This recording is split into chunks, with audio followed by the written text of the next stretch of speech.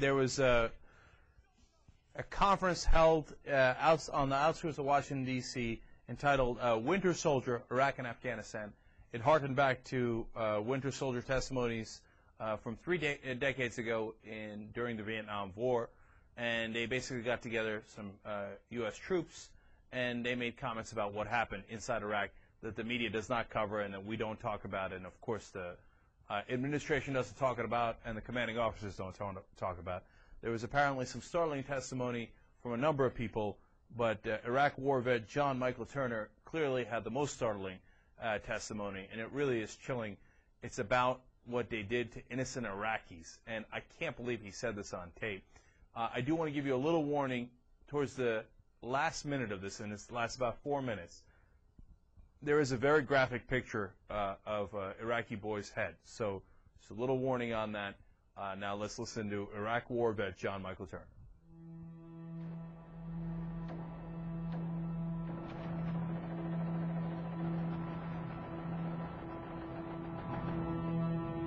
I served with Kilo Company, 3rd Battalion, 8th Marines as an automatic machine gunner. This man was innocent. I don't know his name. I called him the Fat Man. He was walking back to his house, and I shot him in front of his friend and his father. The first round didn't kill him after I had hit him up here in his neck area, and afterwards he started screaming and looked right into my eyes. So I looked at my friend who I was on post with, and I said, well, I can't let that happen. So I took another shot and took him out. He was then carried away by the rest of his family. It took 7 people to carry his body away. We were all congratulated after we had our first kills, and that happened to have been mine. My company commander personally congratulated me, as he did everyone else in our company. This is the same individual who had stated that whoever gets their first kill by stabbing them to death will get a 4-day pass when we return from Iraq. I do have some video footage and pictures that I'll be sharing with you. This man right here was my 3rd confirmed kill. As you can see, he was riding his bicycle. Later on in the day, we went ahead and we had CBS Laura Logan with us, but she was with the other squad. And so she wasn't with us, so myself and 2 other people went ahead and took out some individuals because we were excited about the firefight we had just gotten into, and we didn't have a cameraman or woman with us. Anytime we did have embedded reporters with us, our actions would change drastically. We never acted the same. We were always on key with everything, did everything by the books. This is after one of the guys in the weapons company had gotten shot. This is a way that we would take out our aggression. For those of you who don't know, it is illegal to shoot into a mosque unless you are taking fire from it. There was no fire that was taken from that mosque. It was shot into because we were angry. A lot of the raids and patrols we did were at the night, around 3 o'clock in the morning, around there. And what we would do is just kick in the doors and terrorize the families. On my wrist, there's Arabic for F you. I got that put on my wrist just 2 weeks before I went to Iraq because that was my choking hand. And anytime I felt the need to take out aggression, I would go ahead and use it. If the men of the household were giving us problems, we'd go ahead and take care of them any way we felt necessary, whether it be choking them or slamming their head against the walls.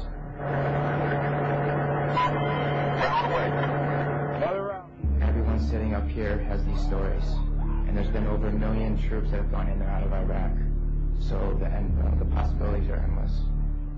The reason I am doing this today is not only for myself and for the rest of society to hear, but it's for all those who can't be here to talk about the things that we went through, talk about the things that we did. With that being said, that is my testimony. I just wanted to say that I am sorry for the hate and destruction that I've inflicted on innocent people, and I'm sorry for the hate and destruction that others have inflicted on innocent people.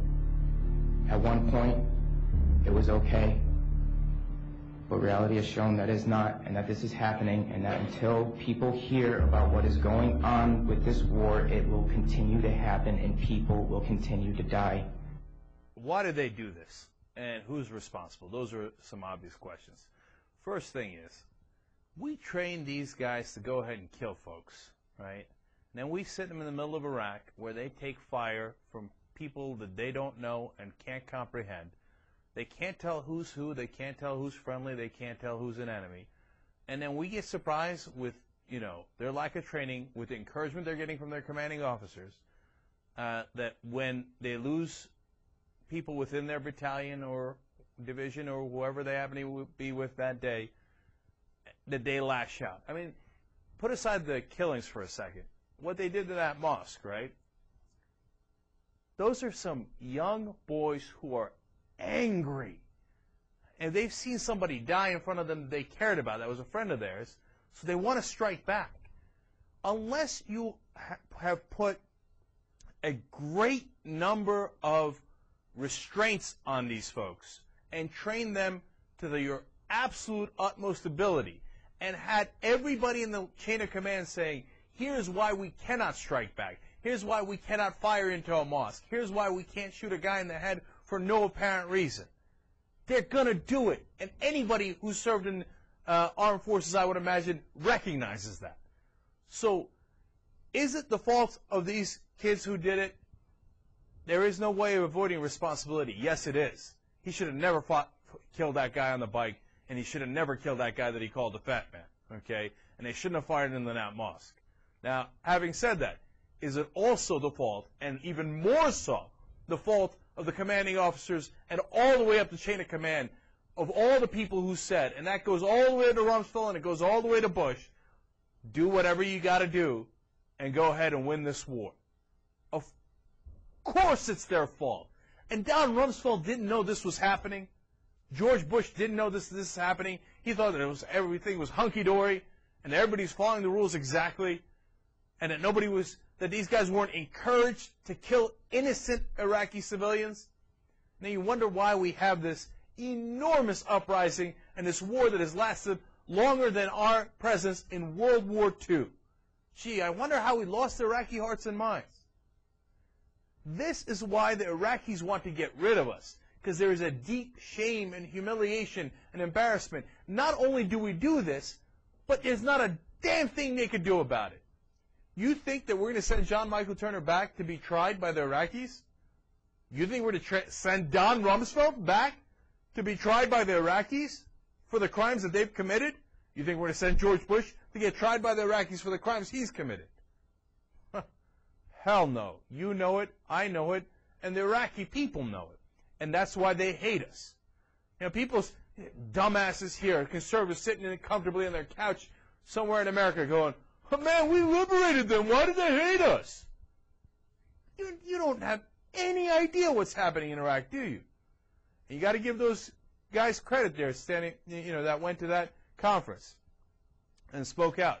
They told you for the first time what actually happens in a war and what's actually happening in Iraq. And it's eye-opening, man. And the fact that the media has never covered it should be of great shame to them. Look at what they said there. They said, when we had an embedded reporter like Lara Logan from CBS, we all pretended that we followed every rule and regulation, and as soon as they left, we started shooting innocent Iraqi civilians, like that guy on the bike in that video. And the reporters never caught on. Never caught on. It's hard to blame the reporters inside Iraq. They're the ones that are putting their lives on the line.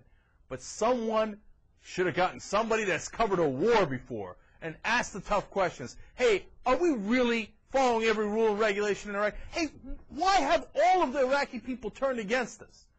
Now, I'll be fair, outside of the Kurds, right?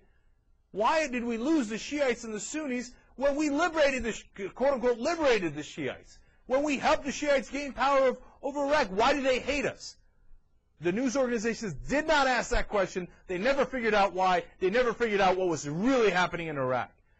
From them, and obviously up to the Bush administration, they're all responsible for this.